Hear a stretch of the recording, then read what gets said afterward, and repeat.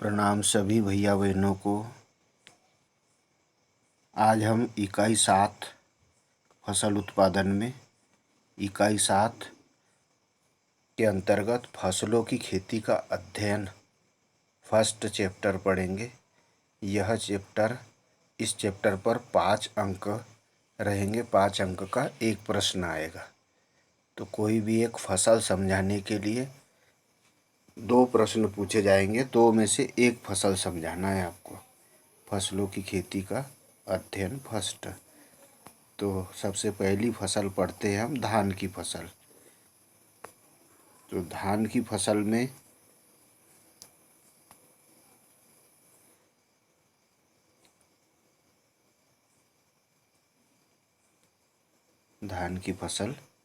इसका वानस्पतिक नाम है ओराइजा सेटाइवा। ओराइजा सेटाइवा याद करना है, वानस्पतिक नाम अवश्य आता है। देसी नाम इसका है धान या चावल, और कुल है इसका पोएसी अथवा ग्रेमिनिकुल भी बोला जाता है। तो ग्रेमिनिकुल याद रखना है आपको। और ओराइजा सटाइवा इसका वानस्पतिक नाम, ओराइजा सटाइवा। उत्पत्ति स्थान है इसका भारत। भूमि सबसे पहले पूछा जाता है। धान के लिए अधिक समय तक पानी रोकने वाली भूमि चिकनी एवं मटियार भूमि उपयुक्त रहती है। कौन सी? अधिक समय तक पानी रोकने वाली चिकनी एवं मटियार भूमि। चिकनी मिट्टी जो होती है उसमें जीवांश की मात्रा सबसे अधिक होती है। चिकनी दोमट मिट्टी जिसमें जीवांश की मात्रा अधिक हो सर्वोत्तम मानी जाती है, क्योंकि इसकी जो जड़ें होती है वो रेशेदार जड़ होती है, और रेशेदार जड़ें ज़्यादा जीवाश्म ग्रहण करती है। तो ज़्यादा जीवाश्म वाली मिट्टी चिकनी एवं मटियार मिट्टी सबसे ज़्यादा उपयुक्त होती है। धान की उन्नत किस्में देखते हैं। तो धान की उन्नत किस्मों में साकेत 4, कावेरी, नगीना, प्रसाद, गोविंद, रत्ना, बासमती 3, माधुरी, तुलसी, पूजा 23, माही, सुगंध, पूसा, बासमती फर्स्ट आदि आती है। धान की बुआई की विधियाँ। तो धान की बुआई की विधियाँ देखते हैं। नंबर 1 आती है छिटकवा विधि।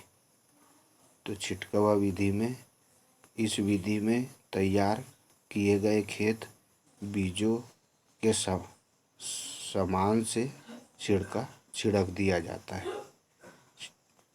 तत्पश्चात देसी हल या कल्टीवेटर द्वारा हल की जुताई कर बीजों को 9 से 10 सेमी की गहराई पर 9 से 10 सेंटीमीटर गहराई पर मिला दिया जाता है। इस विधि का प्रयोग अधिकतर नमी वाले क्षेत्रों में किया जाता है। कहाँ करते हैं? अधिकतर जहाँ पर बहुत अधिक नमी रहे, यानी हम हल नहीं चला सके, वहाँ पर इसका प्रयोग किया जाता है। हल के पीछे बुआई। यह विधि प्रायः उन क्षेत्रों में प्रयोग की जाती है जहाँ की मृदा में नमी की कमी रहती है। जहाँ नमी की कमी रहती है वहाँ पर हल के पीछे बुआई की जाती है।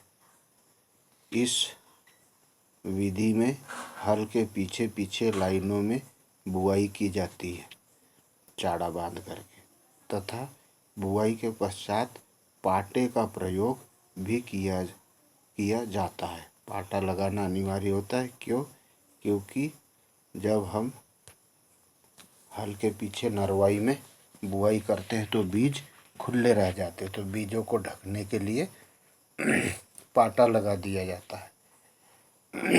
तीसरा प्रतिस्थापन या रोपण विधि। प्रतिस्थापन यानी एक जगह क्यारी में रोपा तैयार करके उसका प्रतिस्थापन किया जाता है और उसे रोपा जाता है। प्रतिस्थापन या रोपण विधि क्या है? इस विधि में धान को पौध घरों में बोकर उसकी पौध तैयार की जाती है। पौध घरों में बो दिया जाता है, पौधे तैयार कर लिए जाते हैं। यह विधि सर्वोत्तम विधि कही जाती है। क्यों? क्योंकि इस विधि में सभी जो कीट और रोग लगने वाले होते हैं वो यहीं नष्ट कर लिए जाते हैं। तो उनकी पौध तैयार की जाती है तथा जब पौधे 10 से 12 सेंटीमीटर, कितने ऊंचे होने चाहिए? 10 से 12 सेंटीमीटर के हो जाते हैं तो उन्हें मुख्य खेत में रोप दिया जाता है। इसको बोलते हैं प्रतिस्थापन या रोपण विधि। बाल ब्यासी विधि। बाल ब्यासी पद्धति क्या है? यह विधि छत्तीसगढ़ में बहुत अधिक प्रचलित है। इस विधि में सूखे खेत में हल चलाकर मिट्टी को भुरभुरा करने के पश्चात बीज छिड़काव विधि से बो दिया जाता है। इसे खुर्रा बुआई यानी सूखी बुआई भी कहते हैं। वर्षा होने पर बीज अंकुरित होते हैं और उनकी वृद्धि प्रारंभ हो जाती है। जब पौधे लगभग 6 इंच लंबे हो जाते हैं उस समय पानी भरे खेत में हल चलाकर ब्यासी की जाती है। इससे कुछ पौधे उखड़ जाते हैं। इसके पश्चात चलाई की जाती है। इसमें पौधे हाथ से सीधे कर दिए जाते हैं तथा जहाँ पौधे घने होते हैं उन स्थानों से पौधे लेकर खाली स्थानों में रोप दिए जाते हैं। इसके साथ साथ निराई भी कर दी जाती है। इस विधि को अंग्रेजी में ट्रांसप्लांटिंग इन सीट भी कहा जाता है। ट्रांसप्लांटिंग इन सीट। धान की रोपा विधि के क्या लाभ हैं? क्यों रोपा लगाना ज़्यादा अच्छा है? नंबर 1, इस विधि द्वारा अपेक्षाकृत अधिक पैदावार प्राप्त होती है। दूसरा, प्रति हेक्टेयर बीज की आवश्यकता कम होती है। तीसरा, पौध क्षेत्र में पौधे अधिक मजबूत होते हैं तथा उनकी बीमारियों से रक्षा आसानी से की जा सकती है। चौथा, मुख्य खेत की तैयारी भली प्रकार से की जा सकती है जिससे उसकी उर्वरता बनी रहती है। खेत की उर्वरता बनाने के लिए, पौधों को अधिक मजबूती प्रदान करने के लिए बीज की आवश्यकता कम पड़े इसके लिए और अधिक पैदावार प्राप्त हो इसके लिए धान की रोपा विधि अपनाई जाती है। धान की खेती के लिए भूमि की तैयारी, तो भूमि ऊपर देखी थी अपन ने, कौन सी भूमि लगती है?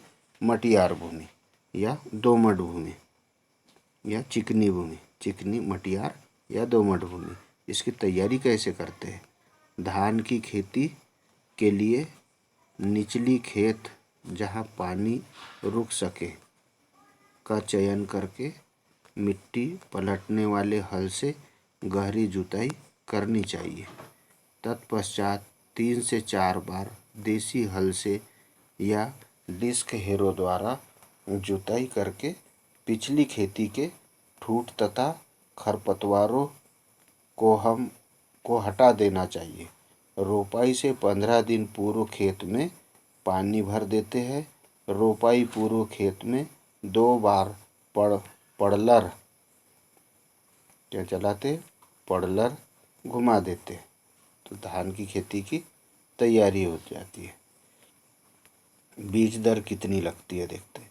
60 से 80 केजी प्रति हेक्टेयर। 60 से 80 केजी प्रति हेक्टेयर। पंक्ति से पंक्ति की दूरी 20 से 20 सेंटीमीटर। छिटकावा विधि द्वारा 100 से 120 केजी, तो 60 से 80 केजी बुआई में और 100 से 120 केजी छिटकाव विधि में। खाद एवं उर्वरक, उन्नतशील तथा बौनी धान की किस्मों के लिए 120 किलोग्राम नाइट्रोजन, 60 केजी फास्फोरस तथा 60 केजी पोटास प्रति हेक्टेयर की दर से आवश्यक होती है। यहाँ देख रहे हैं हम धान पूरी लोंबी भरी हुई सामने तक, जो पूरी धान की खेती दिखाई दे रही है। देखिए रोपा किस प्रकार से लगाया जाता है, रोपा विधि द्वारा। निंदाई गुड़ाई किस प्रकार से की जाती है, खरपतवार नियंत्रण के लिए निंदाई गुड़ाई। जब ज़्यादा खरपतवार निकल जाए तो ये दवाई डाली जाती है। ब्यूटाक्लोर 50 ईसी, ब्यूटाक्लोर 50 ईसी खरपतवार नष्ट करने के लिए डाली जाती है दवाई। तो देसी किस्मों में यही दर ठीक आधी मात्रा में डालनी चाहिए। देसी खाद, गोबर की खाद 3 से 4 गाड़ी, गोबर की खाद कितनी, 3 से 4 गाड़ी प्रति हेक्टेयर के हिसाब से प्रति दूसरे वर्ष डालनी चाहिए। जैविक खेती करना ज़्यादा अच्छा है। खरपतवार नियंत्रण, खरपतवारों का नियंत्रण किस प्रकार से किया जाता है, देखिए ऊपर देखा अपन ने खरपतवार नाशी, ये है ना, ब्यूटाक्लोर खरपतवार नाशी। धान में प्रायः सावा, कनकथा, मौथा, जंगली, रसभरी, मकरा, दूधी एवं अन्य घासें पाई जाती है। इसकी रोकथाम हेतु पहले तो यांत्रिक विधियां अपनानी चाहिए, बाद में ब्यूटाक्लोर, अभी ऊपर देखा अपन ने चित्र, ब्यूटाक्लोर जिसको मचैटी भी कहते हैं, 1 किलोग्राम प्रति हेक्टेयर रोपाई बुआई के 1 सप्ताह बाद 600 से 800 लीटर पानी में घोलकर छिड़काव कर देते हैं। इससे सावा, कनकथा, मौथा, जंगली, रसभरी, मकरा, दूधी आदि जो खरपतवार है वह नष्ट हो जाते हैं। निंदाई गुड़ाई, कभी भी पहले कृषक क्रियाओं के द्वारा निंदाई गुड़ाई करके ही खरपतवार नष्ट करना चाहिए। फिर उसके बाद अगर मान लो खरपतवार नष्ट नहीं हो रहा है तब रासायनिक विधि का प्रयोग करना चाहिए। पहले जैविक विधियाँ अपनाना चाहिए। प्रथम निंदाई गुड़ाई खुरपी की सहायता से फसल बोने के 20 से 25 दिन बाद तथा दूसरी निंदाई गुड़ाई 40 से 45 दिन बाद करनी चाहिए। पहली गुड़ाई कब, 20 से 25 दिन बाद और दूसरी 40 से 45 दिन बाद करनी चाहिए। रोग, झोंका रोग, पत्ते के किनारे कत्थई या धब्बे हो जाते हैं। कैसा होता है झोंका रोग, पत्ते के किनारे कत्थई हो जाते हैं या इसमें धब्बे हो जाते हैं। तो इसकी रोकथाम के लिए क्या करना चाहिए, हीनोसान 50 ईसी घोल का छिड़काव करना चाहिए। दूसरा रोग होता है खैरा रोग, जस्ते की कमी के कारण होता है, पत्तियां सूखने लगती है। रोकथाम इसकी कैसे की जाती है, 5 केजी जिंक सल्फेट 2.5 केजी बूझे चूने के पानी में मिलाकर प्रति हेक्टेयर छिड़काव करें। कीट, कौन कौन से कीट लगते हैं, 2 प्रमुख कीट है। धान की गंदी कीट, पहला धान की गंदी कीट बालियों का रस चूस लेती है, दाना नहीं बनने देती है, सफ़ेद रंग के खोखले दिखाई पड़ते हैं। तो इसकी रोकथाम के लिए क्या करना है, 5% BSC 35 किलोग्राम प्रति हेक्टेयर बुरकाव करें। दूसरा है धान का टिड्डा, हरा टिड्डा देखा होगा आपने। ये धान का टिड्डा हरे रंग के होते हैं, पत्तियों को काट कर नुकसान पहुंचाते हैं। रोकथाम इसकी 10% BSC चूर्ण 30 kg प्रति हेक्टेयर या मेलाथियान 5% 2.5 लीटर में घोलकर इसका छिड़काव करना है। उपज या पैदावार, तो नंबर 1, उन्नतशील जातियों से 40 से 50 क्विंटल प्रति हेक्टेयर तथा देसी जातियों से 15 से 20 क्विंटल प्रति हेक्टेयर धान प्राप्त होती है। तो जितना भी अपन ने धान के बारे में पढ़ा उसका साथों साथ चित्र भी दिखाया गया, चित्र के द्वारा भी वर्णन इसका किया गया है।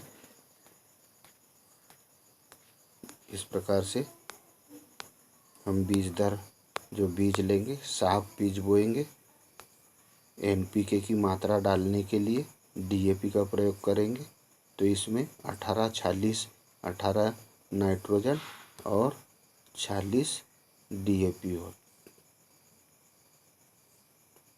नाइट्रोजन और फास्फोरस होता है 40%। आगे चले, इस प्रकार से NPK बायोफास आजकल आ रहा है, बायो नाइट्रोजन फास्फोरस और कैल्शियम 20-10-10। फिर इफको कंपनी बनाती है नाइट्रोजन, इसमें 40% नाइट्रोजन होता है। बाद में हमें उपज इस प्रकार से प्राप्त होती है। तो उपज कितनी प्राप्त होती है हमें, देखा हमने, उन्नत जातियों से 40 से 50 क्विंटल और देसी जातियों से 15 से 20 क्विंटल। इस प्रकार से इसमें चावल प्राप्त होते हैं।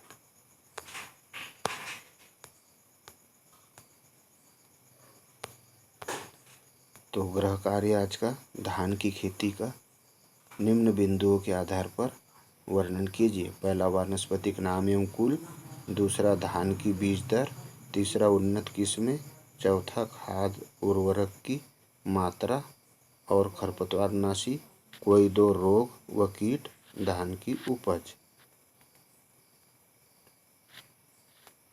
धन्यवाद।